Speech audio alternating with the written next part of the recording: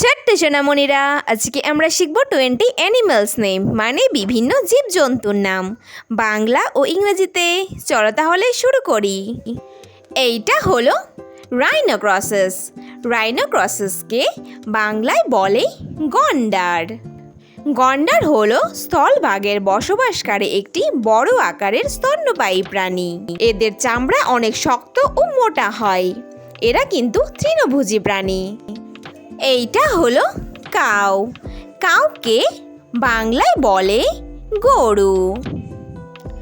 গরু হলো 4 পায়া বিশিষ্ট একটি গৃহপালিত পশু। গরু আমাদের দুধ দেয় এবং গরু একটি তৃণভোজী প্রাণী। এইটা হলো হায়েনা। হায়েনাকে বাংলায় বলে হায়েনা। হায়েনা হলো একটি মাংসাশী স্তন্যপায়ী প্রাণী। হায়েনা তার অদ্ভুত হাসির জন্য খুবই জনপ্রিয়। এরা সাধারণত নিশাচর হয়। এইটা হলো বাফেলো। বাফেলোকে বাংলায় বলে মহিষ। মহিষ হলো একটি বড় আকারের পশু। মহিষের মাথায় 2টি শক্ত শিং থাকে এবং এরা জল কাদা জায়গায় থাকতে পছন্দ করে। এইটা হলো লিওপার্ড। লিওপার্ডকে বাংলায় বলে চিতাবাঘ। চিতাবাঘ হলো একটি হিংস্র পশু। চিতাবাঘ খুব জোরে দৌড়াতে পারে এবং এরা গাছে ওঠার জন্য পরিচিত। এইটা হলো এলিফ্যান্ট। এলিফ্যান্টকে বাংলায় বলে হাতি। হাতি হলো স্থলভাগের সবথেকে বড় প্রাণী। হাতি খুব শক্তিশালী হয় এবং এরা সাধারণত তৃণভোজী প্রাণী। এইটা হলো লায়ন। লায়নকে বাংলায় বলে সিংহ। সিংহকে জঙ্গলের রাজাও বলা হয়। সিংহ একটি শক্তিশালী ও মাংসাশী বন্যপ্রাণী। সিংহ দলবদ্ধভাবে বাস করে।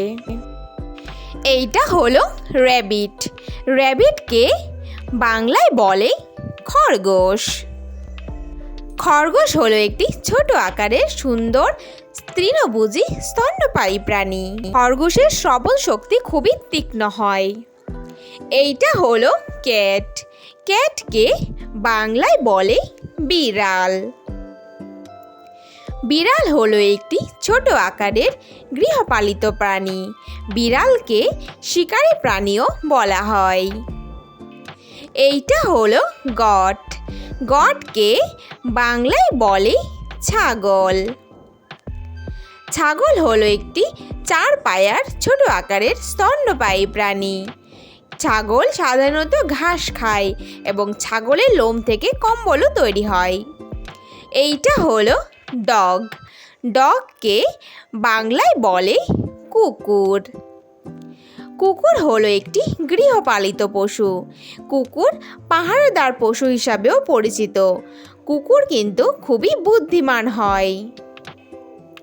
এইটা হলো ব্ল্যাক প্যান্থার। ব্ল্যাক প্যান্থারকে বাংলায় বলে কালো চিতা। কালো চিতা হলো একটি হিংস্র ও দক্ষ শিকারী। এরা কিন্তু খুব চালাক বা করে শিকার ধরতে পারে। এইটা হলো জিরাফ। জিরাফকে বাংলায় বলে জিরাফ। জিরাফ হলো সবথেকে লম্বা স্তন্যপায়ী তৃণভোজী প্রাণী। জিরাফের গলা অনেক লম্বা হয়। এইটা হলো হর্স। হর্সকে বাংলায় বলে ঘোড়া। ঘোড়া হলো একটি গৃহপালিত স্তন্যপায়ী প্রাণী। ঘোড়া খুব জোরে দৌড়াতে পারে। ঘোড়া অত্যন্ত বুদ্ধিমান হয় এবং এরা দলবদ্ধভাবে থাকতে পছন্দ করে। এইটা হলো শিপ। শিপকে বাংলায় বলে ভেড়া। ভেড়া হলো একটি তৃণভোজী প্রাণী। ভেড়ার পশম দিয়ে অনেক কাপড় এবং অন্যান্য জিনিসপত্র তৈরি করা হয়।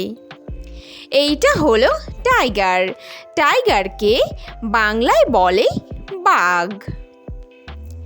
বাঘ হলো ভারতের জাতীয় পশু এবং বাঘ খুব শক্তিশালী ও হিংস্র মাংসাশী পশু হিসাবে পরিচিত। এইটা হলো উলফ। উলফকে বাংলায় বলে নেকড়ে।